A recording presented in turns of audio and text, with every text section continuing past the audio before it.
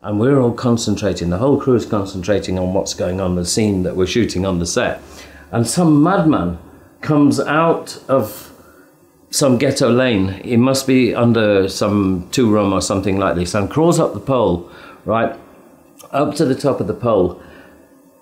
Lord knows why. Maybe he sees a spaceship or a vision or something, you know, this huge big light up there.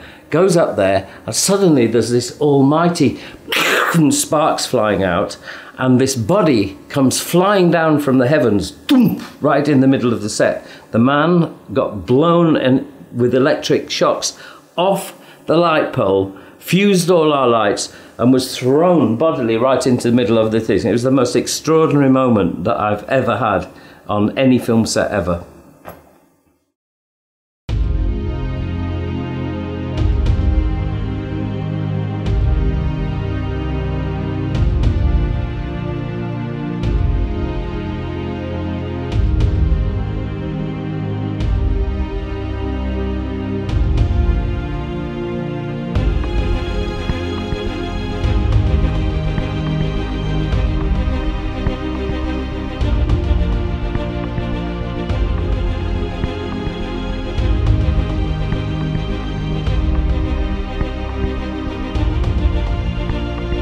Jamaica is short on production of original content, whether for use locally or for distribution overseas. You can't get enough. And I mean, when you look at what we're producing now, based on the amount of hours available for broadcast, I don't think we're hitting even a 50%. Yes, we are short on original content. Do we make enough feature films? That's a very good question, because it depends. It doesn't make sense to make a lot of feature films and then consider yourself as having a successful film industry if the feature films aren't good and if the content is the same. So as you grow up and you read and you write in stories, you're trying to think, how can I make this story realistically for the money which I might be able to get? And so there's all those limitations. I mean, we're not... So I think in Jamaica we have to have character-driven stories as opposed to American visual effects stories, because we can't afford it. It really is, I think filmmaking on a whole, be it if you're a producer, DP, director, actor, whatever, I think is more a passion thing if you're a filmmaker, because you're constantly running down somebody begging for money. It would be great if there had been a lot more productions and films made purely in Jamaica. But I think that as time goes on, there will be cheap digital production. Everybody can have a laptop with an edit system on it, you know, so you can shoot full high res and edit, and, you know, with a group of people around you very easily.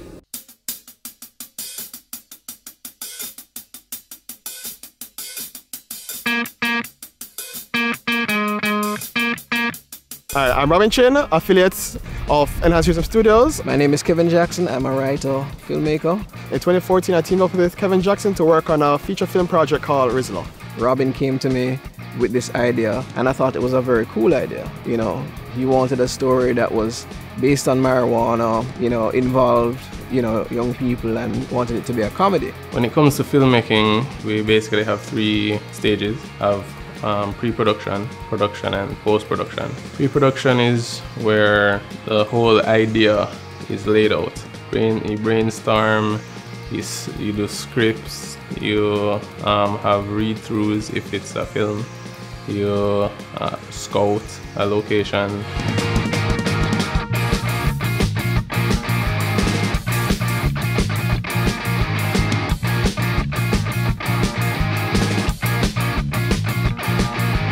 So yeah, we're just going to be casting, or I should say, interviewing a few people, letting them, you know, do some dialogue and some improvs, and just see how they match the characters, see what kind of emotional ranges they have.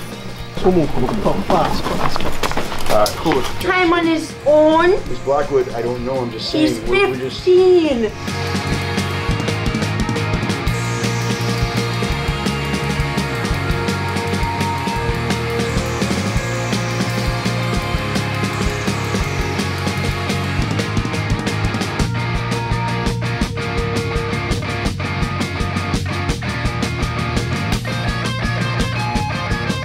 Auditions were great.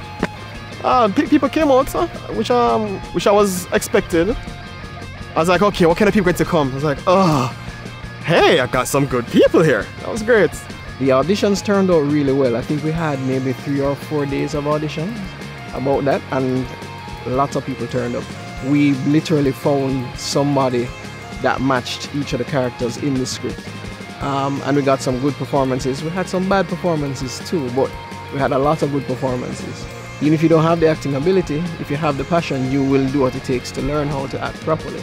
Yeah, it was pretty good. So just want to continue to see what other talents come our way, and then from there we can start our location scouting, pre-production, and then watch the money burn. Literally.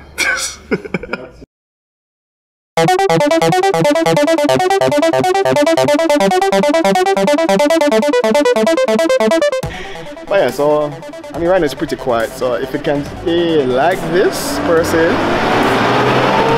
The purpose of location scouting is 1, we need to get the scenes that we need.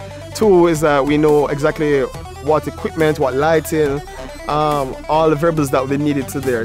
We can't just take a person's house and it don't look like it, so we might have to say, alright, this is the location, they give us permission, but because they maybe give us a good price or not give it anything at all, we're like, alright, it needs painting, we need this, we need to get new furniture in. It just allows us to replicate what we need for the scene. Like this. I called Robin up Saturday and we were talking about the project, Rizla, and basically the fact that it's pushed back. So the only thing now is the people, what's hindering us now is the people time. The actors, you know, a lot of the actors, their time, they do day jobs, so a lot of them wouldn't be able to take vacation till the end of the year, so pretty much that was one factor that caused us to postpone starting Rizla. And then of course, you know, there's getting the money together. That as well kind of delayed the project.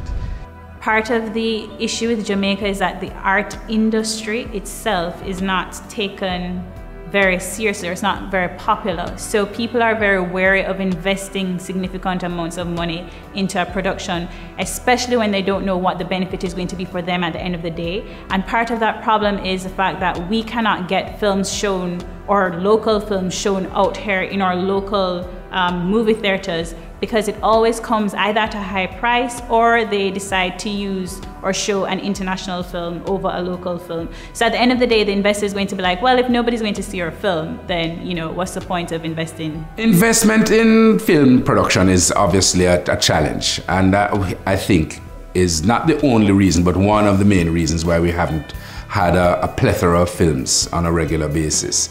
I think in the 2012 to 2014 period, you might see 2, maybe 3 films emerging, you know? But these are films that have been struggling over years to get produced and get out to the market. It's an uphill struggle, you know, because you gotta raise the money. And people in Jamaica, take Jamaica for an example, it's a third world country, and it's not a rich country. We don't have oil. We don't have any of those assets which make us really rich. And traditionally, the business people of Jamaica don't know film. They know trading. They know how to buy and sell. So that is their forte. So when you're talking about film, don't know about it. Look risky. But we know why we're doing the short films. We do the short films because we are creatives. I mean, yeah, most video work is what, music videos and them thing there.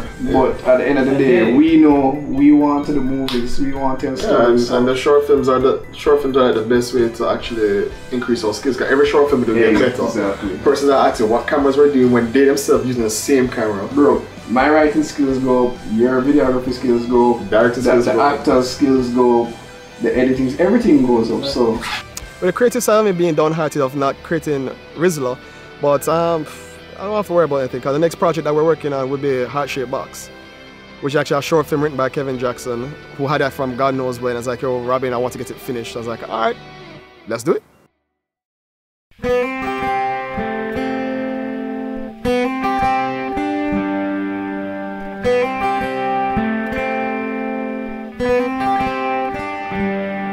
what we're doing right now, we're doing a little script reading for a short film that we want to film next weekend called Heart-Shaped Box. It was written in December of 2010 and kind of got parked for a good long while, and decided it's time to do some film weightlifting and get back into the whole short film thing. I'm Ruschiene Deidrick, and I'm here with the rest of the crew for a reading for Heart-Shaped Box, and I'll be playing Rochelle. I'm Tricia Bent, and I am reading for Laurie today. She's supposed to be the voice of reason, and she survived, so this is good. I'm Marlon Walker. You're Jordan, you're a normal guy. Okay. You know, You've been trying to find a girlfriend for a while. You haven't been able to find that right someone. Because here's the thing.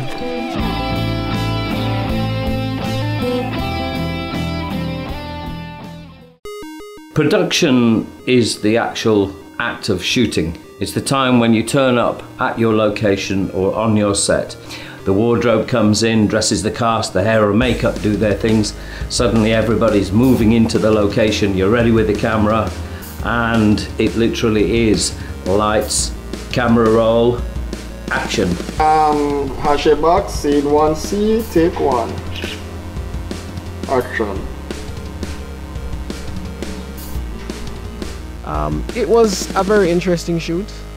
Basically, we're supposed to get a heart-shaped chocolate box from Chocolate Dream. I called them yesterday. They told me that they open at 9 a.m. on a Saturday. But they gave me the wrong time. They actually open at 11 a.m. Alright, so we're here at the location. This is the office scene where the two young ladies are going to have a conversation in the bathroom about the date that Rochelle had the night before. I'm having a meltdown. This is a ground floor office, but this scene requires an upper floor office. So what we're going to do, we're going to film this office here without showing the window, because if you get a glimpse through the window, you'll see cars that will give away the ground. Also, one thing, go back closer to the... I don't really get to see. Try and stay as close as possible like that, so I can see your facial, especially when you're looking that way. And when you step back out, I can't see it. Good evening. This is the wrap for... What is your name again? I'm here write it down. So it's heart-shaped box. As you can see here. So we just wrapped. You guys were at the office scene and we had completed the office scene. And this scene now is pretty much where the story starts and ends. When you look at the independent world and the not even the high level independent world, the low level independent world, and how people are, you know, that make films and they say, boy, they made it for $50,000. They say, huh? Oh, you did that? The world has changed and technology has changed, because now you can edit on a laptop and everybody has a 7D or a 5D, and so they go digital and you just put it on a laptop and you can edit and you can make a feature that way, you can make TV shows that way. So now the whole playing field has changed.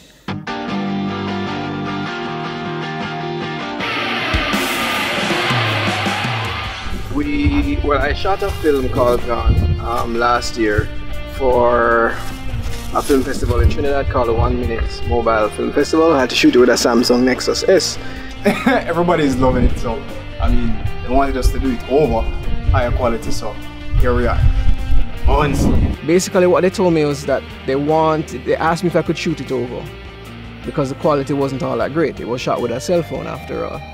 Gone didn't take us an hour to film the first time, and the second time, you know, we got together and decided, all right, let's do it properly now with a proper camera, proper sound. I am a theater actor that transitioned into film. Yeah. And that transition was hard as hell. I can say I've grown, got more comfortable, and I mean, but in terms of work, man, you gotta put your foot out there, keep your ears to the ground, you know? It's hard. It's hard. Film actors in Jamaica are pretty few and far between, to me, in my opinion. We have a lot of theatre actors, and these theatre actors are great, are very good at what they do. When you go on to film now, the same discipline or things that you learn in the theatre don't necessarily apply to film. Film is more subtle, where theatre is big and you project. We're going to be editing Gone, short film that we just shot, and once we finish editing it, we're going to do the ADR. We had to do ADR for Foregone because the day was extremely windy. We couldn't get any proper sound out of the microphone. That actually turned out for the best. You got very, very clear sound, and the quality of the film was better. We had a nice, you know, a different opening for it, nice opening and whatever. And the film was received just as well as the original. People laughed, people clapped, because the ending is extremely surprising.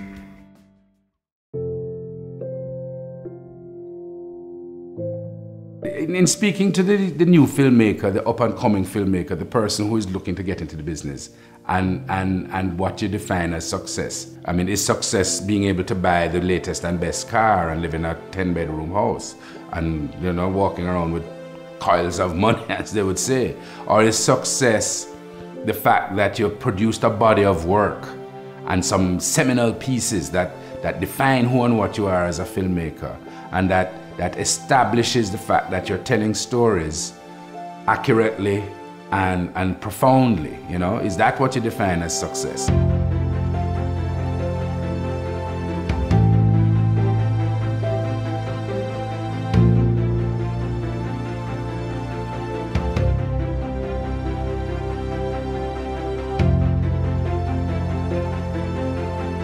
We went to GATFest, which stands for Greater Augustown Film Festival, which is a project at UWI. What GATFest is trying to do, basically uplift the Augustown community and make people more aware of what's going on in Augustown, all the talent in Augustown, some of the history of Augustown, some of the challenges that they face. And I think it's a pretty good thing that they do here, you know, UWI having some intervention, having this community film festival where they help some of the kids in the community get into the whole filmmaking process, telling their stories. And well, Kevin Jackson was involved in that one as well, as a writer and director. He co-wrote with Robin Chin. Yeah, it was very, very nice. I got one picture. Yeah, JP came. Yeah, and we were on the red carpet and stuff. Like, it was like so Hollywood in Jamaica. We didn't win any awards, but people really, really liked our films. You know, you guys seem to enjoy it, and I'm quite grateful for that.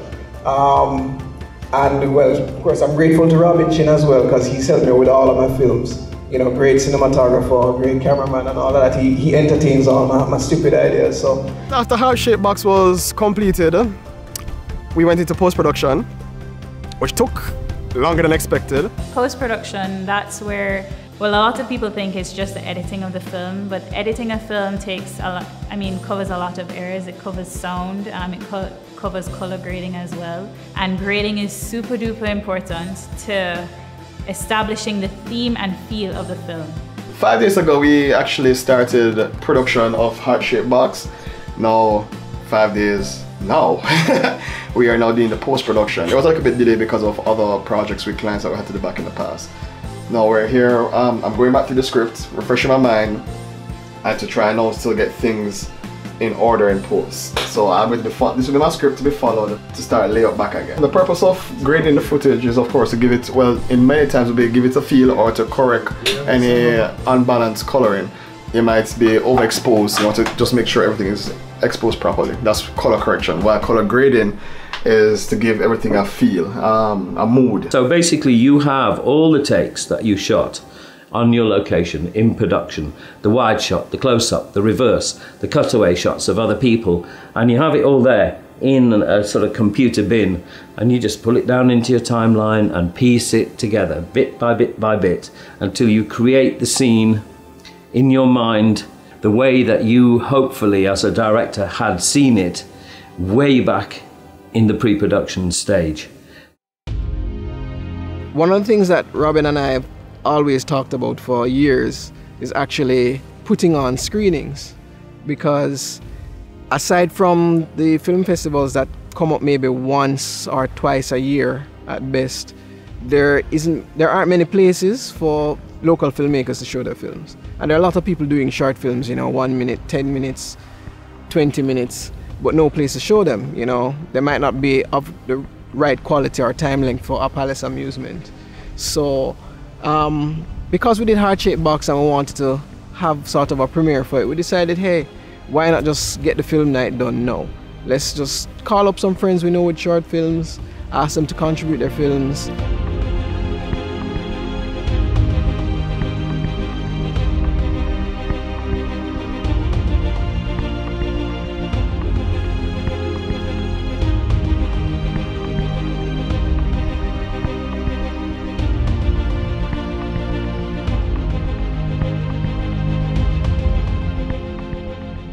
Hello, hi, I'm Ruschiene Deidrick and I'm here at Showroom. It's a private film night, basically, because it's like invitation only. We're going to see a lot of short films being featured tonight, including Heart-Shaped Box. At first we thought it would probably be like a 40-minute thing, but it actually turned out to be 2 hours. We had 2 hours worth of films. Yeah, it was just a very good night. Everybody enjoyed themselves. Everybody's asking back, yo, when is the next one? Yo, and other people who don't even know, like, yo, boss man, how the hell did you say, don't tell us nothing? What kind of friend are you? We need to kind of go back to the roots of you know, the early film industry where people would go and watch, you know, several short films. If you check it out on YouTube, back in the day, black and white days, people would watch a 10-minute Superman episode followed by a 10-minute Batman episode followed by a 10-minute noir film, you know, probably with like a 2-minute cartoon thrown in between, you know, that sort of thing. It adds that variety and keeps things interesting. So the film night turned out quite successful. It showed me that exactly what I've been preaching to Kevin's like, Kevin, we need to be doing more of our own stuff and showing people, and if we can get other persons to help, we can pretty much create a regular film night. It just shows us that, yo, people want something to go to, something new, something not Hollywood, more their culture. So, I mean, yeah, it's going to be pushing us to do a lot more. One of the things that I think we can focus on in terms of enhancing or encouraging or building our film industry is not just dependent on the public, but on the filmmakers within the industry. I don't know, to be honest, I don't know if we can depend on the government.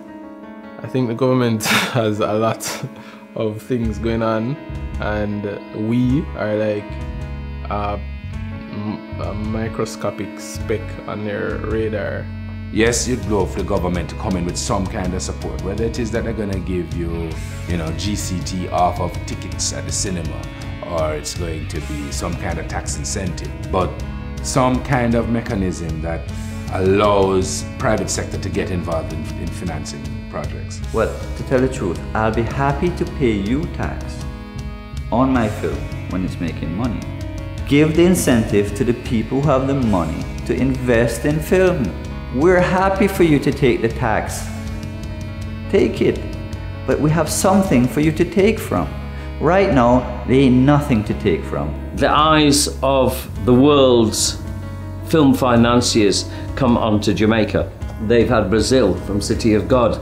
They've had Cuba. Every country seems to have its moment, and Jamaica has been waiting far too long.